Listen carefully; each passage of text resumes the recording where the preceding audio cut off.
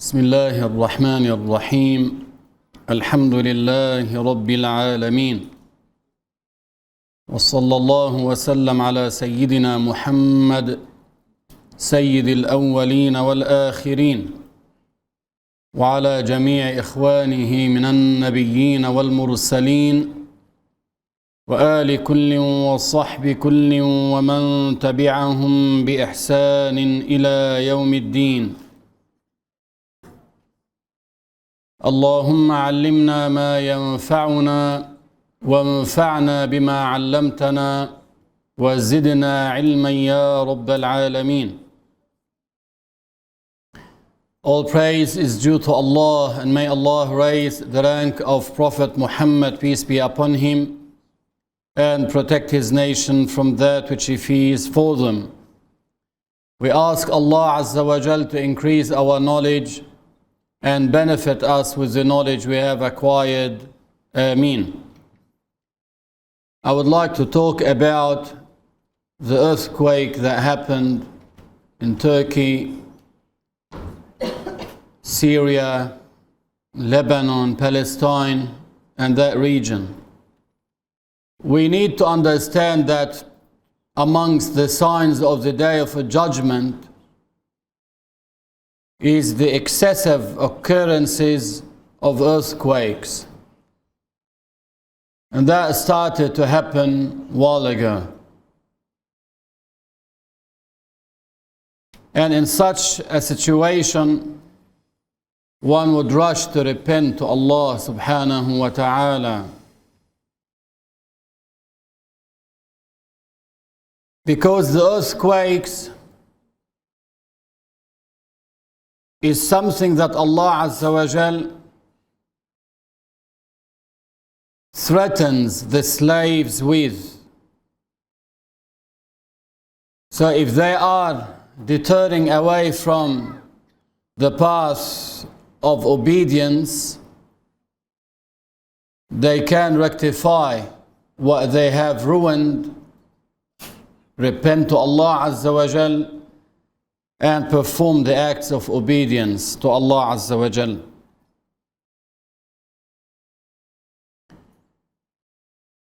So the earthquakes,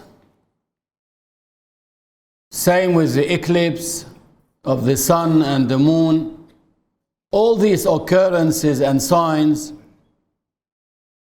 are but a warning from Allah subhanahu wa ta'ala for the slaves. As Allah Ta'ala said in the Quran, that this is something to frighten the slaves with.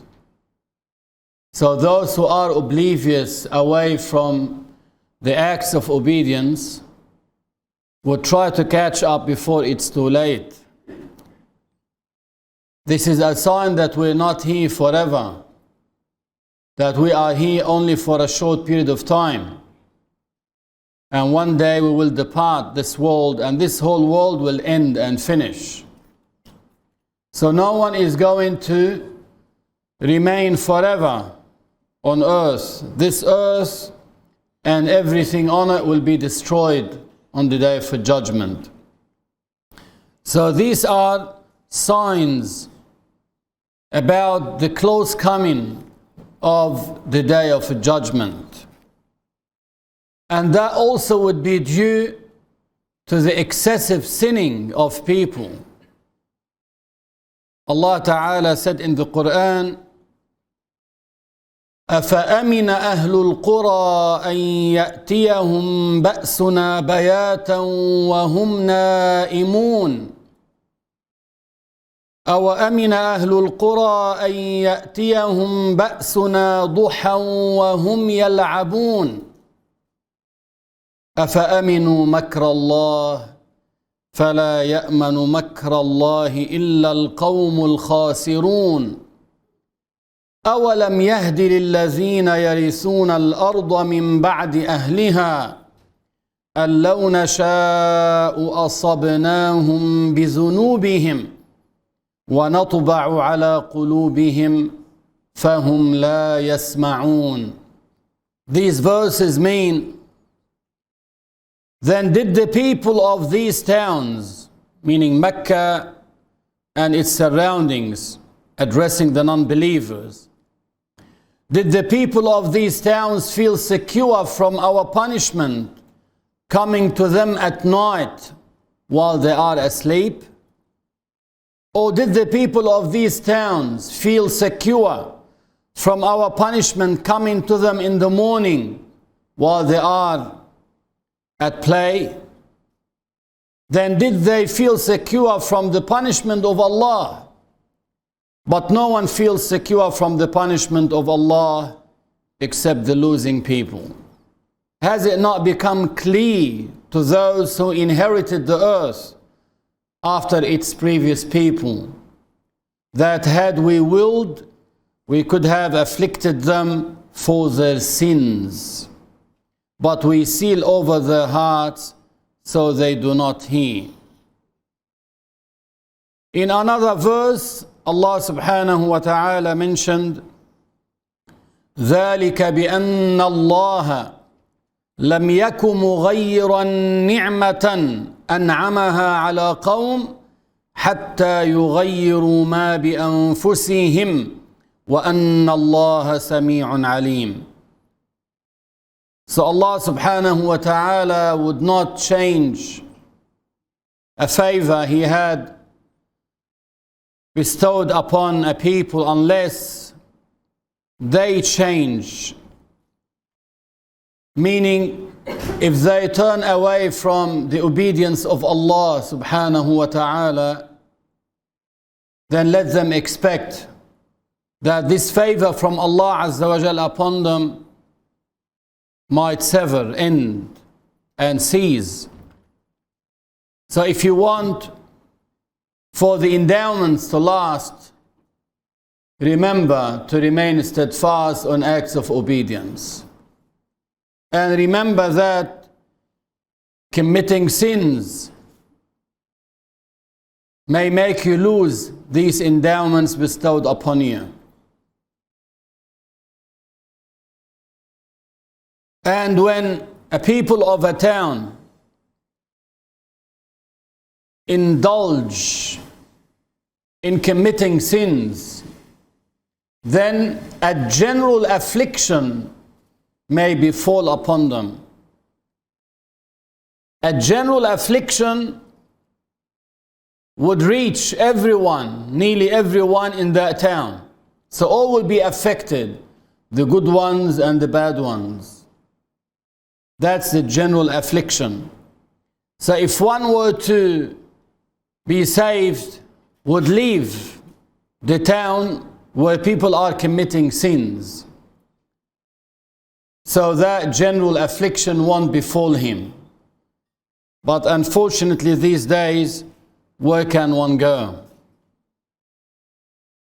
The corruption is widespread all over the world. So wherever you go, you see people committing sins. Even in the most sacred city, Mecca, they commit sins there. So it's widespread, unfortunately. And when that affliction befalls people, like these earthquakes that happened, and up to now about 1,700 buildings collapsed. People are getting buried under the rubble. It was mentioned that the one who dies due to such an event, meaning the house collapsing on him, and he dies because of that, if he has on the right belief, he will be classified as a martyr. But undoubtedly, people will suffer from such afflictions. And what we need to do is to repent to Allah Azza wa Jal and urge others to repent to Allah and work for the hereafter before it's too late. What do they need more than all these warnings around the world? They know that sometimes a young man with good health, strongly built, You hear about him dying from heart attack and he's young. You hear about someone who suddenly discovered that he has cancer and his health starts deteriorating quickly. Then they give him a couple of months to live. This is the situation of this life. The enjoyment of this life is a little thing. As Allah said in the Quran, قُلْ مَتَاعُ الدُّنْيَا قَلِيلٌ قُلْ مَتَاعُ الدُّنْيَا قَلِيلٌ. The enjoyments of this life, the pleasures of this life are little. And soon they will perish. This dunya might make you think at a time that you are about to grab a lot of things in it. Then it tricks you. You see yourself losing everything. Losing everything. You might dedicate your life to obtaining worldly benefits. You dedicate your time. So you do not come to lessons. And you may miss out some obligatory prayers. And you miss out a lot of things. Then at the end you may think that now I'm about to get these worldly benefits. Then after that I will dedicate my time to worshipping Allah Azza wa Jal. Then you see yourself dying. So you didn't dedicate your life to worshipping Allah, and you didn't get these worldly benefits that you were looking for. Anything you gather in this life from the worldly benefits, you leave them behind. You leave them behind. You will come out of this world in the same way you came into it. See how you came out of the womb of your mother, naked. Then they wrapped you. This is how you came to this world. How are you going to leave this world? In the same way. They wrap you. Even the shroud, the kafan, the shroud, doesn't have pockets. Doesn't have pockets, so you won't have anything in your pocket. The same way you came to this world, you will depart it. That's why the wise person is the one who works for the hereafter, and not be oblivious, meaning unmindful about the matters of the hereafter, as many people unfortunately these days do.